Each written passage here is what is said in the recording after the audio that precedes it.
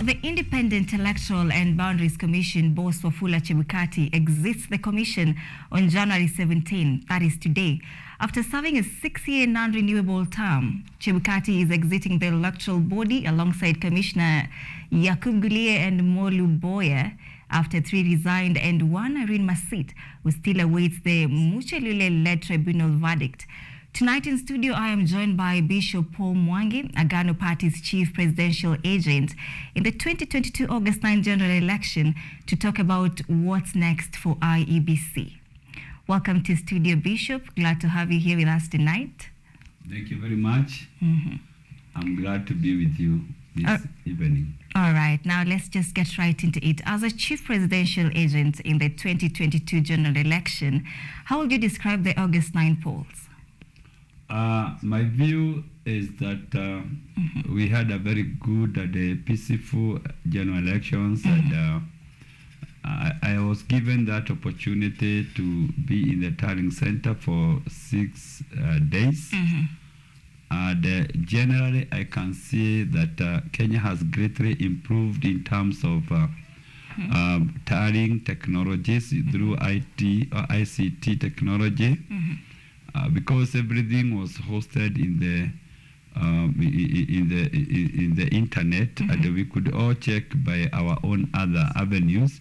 It is only that we were actually not allowed to announce the results. Yeah.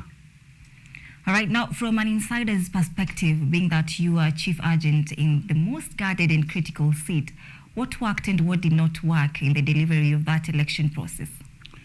I would say that entirely everything went in the right way. It is only that there were hiccups, that we lost some of the returning officers, which was quite unfortunate. Right.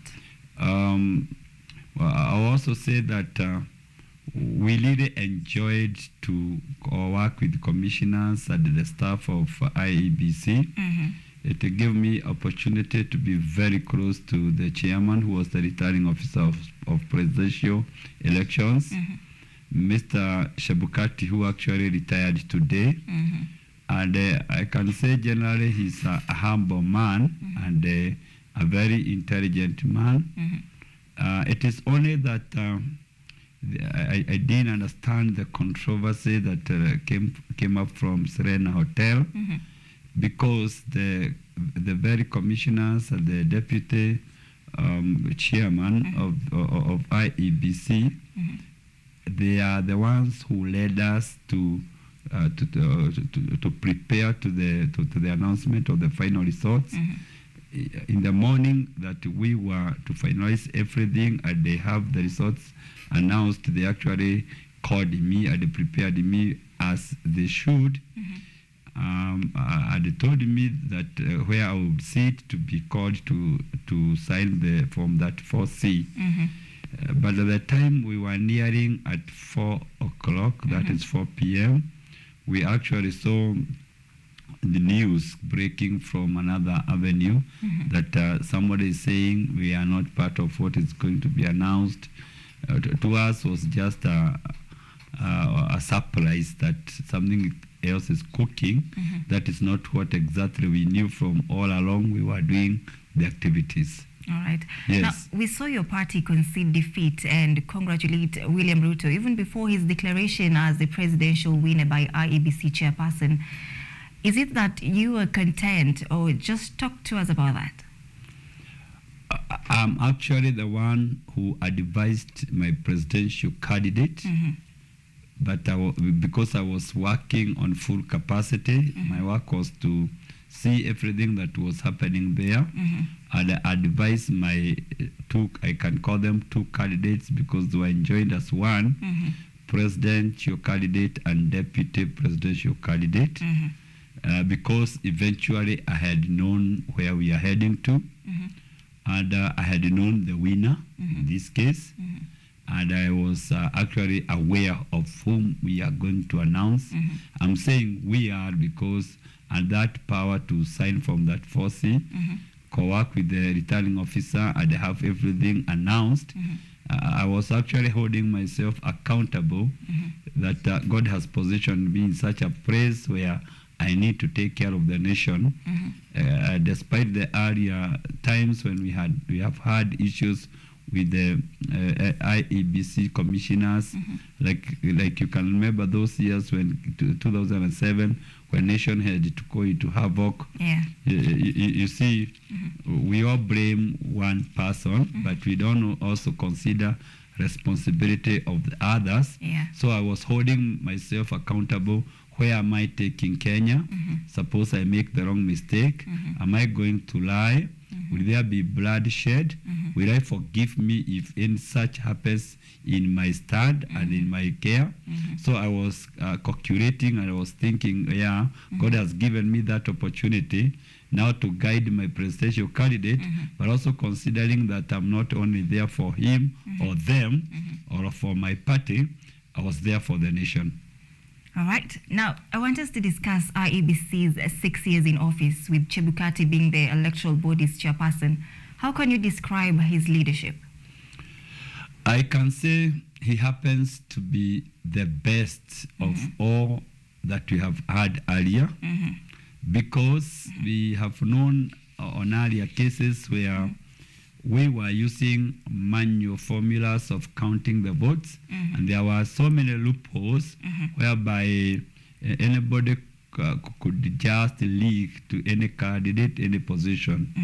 But CHEBUKATI has let the nation graduate from manual to digital, and they had actually digitalized everything, whereby everybody was feeling like this is the time. Even you can remember those years when we were saying, let the server be opened. Actually, he had opened the server. You could read for yourself, understand it yourself, check or recheck. And actually, there are people who had even reached the conclusion, we know this is the direction. And again, having known that I means independent, he has actually worked to let the commission or the team become very independent without being manipulated from like a national executive. You know, we had a sitting president, former President Uhuru Kenyatta, who could in any way, because of his position, manipulate. But CHEBUKATI, in his own capacities, leadership had made sure that IEBC stands as independent as it should. But Bishop, why do you think commissioners resigned from IEBC? In 2018, we saw the then Vice Chairperson, Consolata Nkatha, Commissioners Margaret Mwachanya and Paul Kurgat resign. They were citing lack of confidence in the Commission Chairman, Wafula Chebukati. We saw the same thing this year with the 4 commissioners who resigned. Now, what's your take on that, since you're saying that Chebukati's leadership, he is sure that all commissioners were independent? They are only ashamed of themselves because they miscalculated. Possibly they thought by the question of the former regime, thinking that Raila Amolo Odinga could have become the president. By that notion alone, they thought a miracle would have happened that morning, but it went the wrong side. So by resignation is also declaring that they are defeated. I would want to see somebody who says that I'm right. I want to defend my thought and my ideology to the end in court, no matter who is pushing me right and left. But resignation is actually a sign of that I am surrendering. Also, we can observe that turning the plate on the other side, resignation to me, it can also sound like we are paving way for better leadership. So we are not the only one who can lead that. And so resignation also gives room for the right decision to be made for us to move forward. So in your case, do you think the commissioners resigned to pave way for new leadership? That is one. The other one is that they feel embarrassed. They feel we made the wrong decision. We misled the nation, because actually that was misleading the nation. Because I don't understand why. Like I remember Sherena somehow announced the final results or some of the very final constituencies. That morning, very early in the morning, she announced it.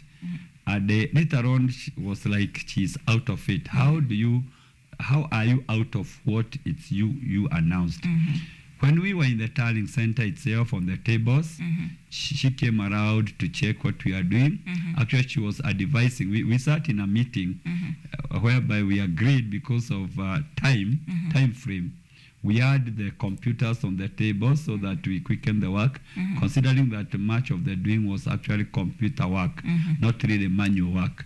And we agreed with the consultation of Azimio team, represented by lawyer Paul MWANGI.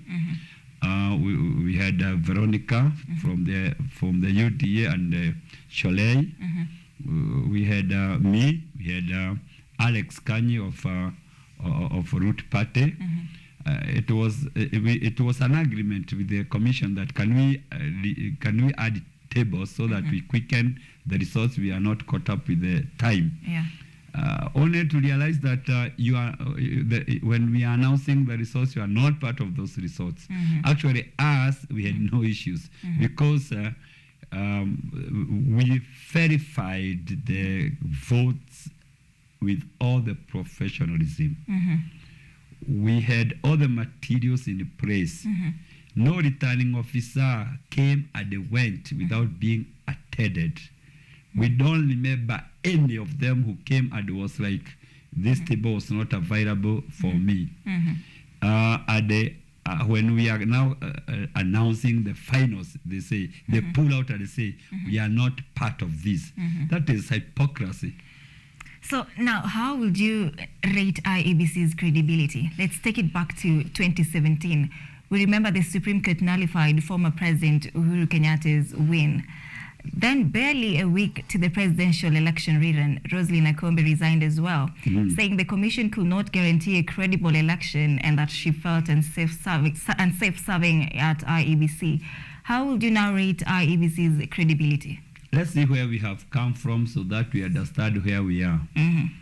We have come from a very odd way of counting our votes on earlier cases whereby politicians could manipulate the people they were actually staging into the IEBC. Remember, there were times when politicians were like Alpha and Omega, and there was like he can take his own relative to certain station, and that's all, and is going to count votes in his favor. Those are, we call them dark days. We got enlightened when we realized that elections can lead us to death. And actually, you have had issues of IDPs in the country, which were results of elections. So if we understand that dark age, and now you see with the new age where we say that what do we do with our constitution? Can we allow our electoral officials become independent? Then what are the loopholes? What are things to change? I actually happened to have attended at KICC one of the forums where we were discussing thoroughly that we will not go back to the deaths and the misplacements of persons in the country because of elections. So we had a background of preparation. So with the current one, I can say I give them credit at 90% because they have improved in the sense that we did not fight. Although there are some hiccups here and there, you know, again, our youth get excited and our people are pulled by some incitements from the politicians. And you can realize you cannot compare it with the former, whereby like the year 2007, Kevoito could literally say, you Ruto, we rigged you in, and the other one, we rigged you out. You see, it's careless of such a chairman to put a nation in such havoc. Now, CHEBUKATI was genuine this election, like 2022, that yes, if you don't agree with us, go to court, and we'll be ready to agree with the court ruling, because I am not the final. There is the question of going to court. And actually, let me tell you, I was the petitioner number E006, which were thrown out very early in the morning at 6 o'clock by the Supreme Court. And I saw the process of even registering the affidavit and all that. I saw it is very open. You are even interacting with the persons who are complaining or whom you are raising allegations against. It's like you are not in a battle really, but you are in to meet some consensus or some agreement. So when you hear that the results are being announced, it's out of much consultation. We actually have in our Agano party even now, we have records of what like Azimio put in the court. We have the records of UDA because we were exchanging the documents, affidavits. We were served thoroughly. So at that point, I can say Kenya won. Kenya did not lose. All right. Now, CHEBUKATI says he's leaving office a contented man, and he also says he's leaving high standards in the commission and owe no one an apology for their 6-year term in office. Yet we have witnessed rifts in that commission for the 2 elections he has conducted. What's your opinion on that? I concur with him because I may use example of when my presidential candidate, former, I can now say former, when we were going to collect his Iebc clearance certificate, I can tell you genuinely and clearly that you have to go at a thorough verification, especially where we needed 48,000 names. There was nothing sacred that he was trying to hide aloud. Actually, everybody had to meet the requirement. And actually, I can tell you, because of running day and night, and our clerks were very tired, having worked day and night, we could make some mistakes. And CHEBUKATI was genuine with us. Come, I have seen this and that in your names. Can you kindly go? We have given you some more hours. Go and rectify yourself. So actually, even as we interacted with him at KICC, he told me, "Oh, we are happy to have Prophet in the house." And actually, we had one-on-one talk, and it was like he was even seeing the need of me in his life more than being a chief agent. He could actually tell me, "Prophet, remember to pray for me." You know, that closeness, I can call it intimacy, whereby one is even feeling free to ask you for prayers. He's not seeing you as a politician or as a chief agent of a politician. He's actually seeing you as a place he can put his prayer items. So I see with me, he's good, he's contented man. He has taken the nation from dark to a better position, and actually the higher position, whereby whoever comes after him should be very careful what he's doing. All right, now you gave him 90%. Tell us about this 10%. This 10% is because human being is not perfect. We are not God. In the book of 1 Corinthians chapter 13 verse 9, it says, we do things partially, we prophesy partially, we preach partially. But when the perfect one comes, shall bring us the perfect. Even me, like now, if somebody begins to check even my dressing, will tell me, "Oh, you could have put yellow or white," but because I'm a human being, I'm not perfect. So that one is a space of if one got angry of him or was not sure of him, that is there. And he's a human being like any other. Now, what should be done to ensure that there is no stalemate in the occasion that there is a bone of contention after elections between the winning parties and the losing parties?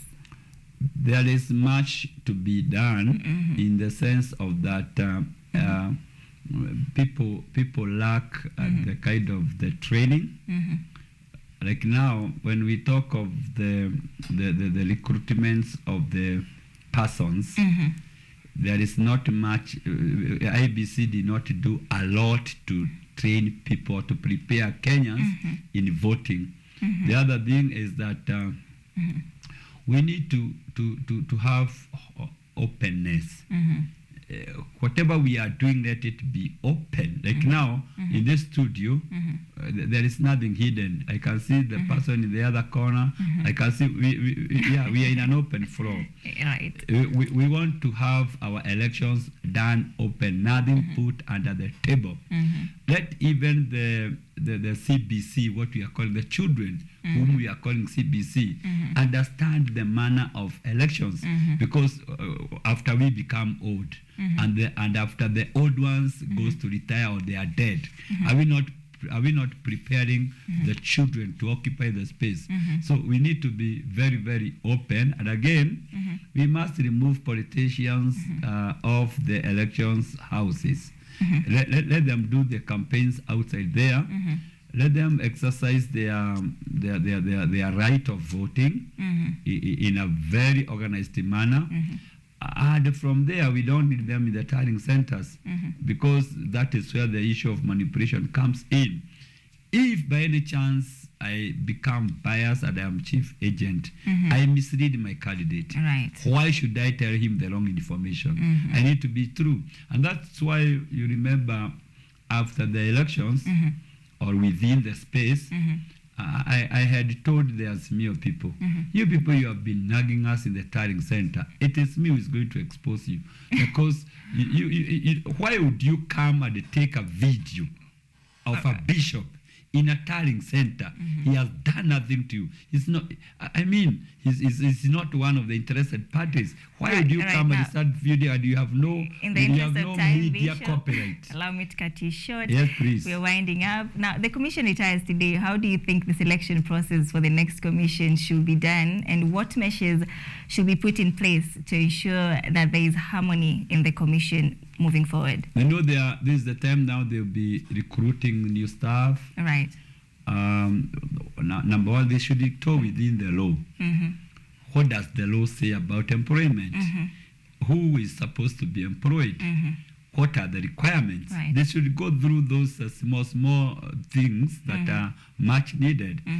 If one must have a degree to become an IEBC staff, let it be so. If one must have worked at least within one term so that you become a commissioner, let it be so. If because you cannot come to lead people where you have no experience. Right. Corruption should be off the recruitment avenues, because people are manipulated within, not actually somebody with the passion to work with the IEBC. Yeah.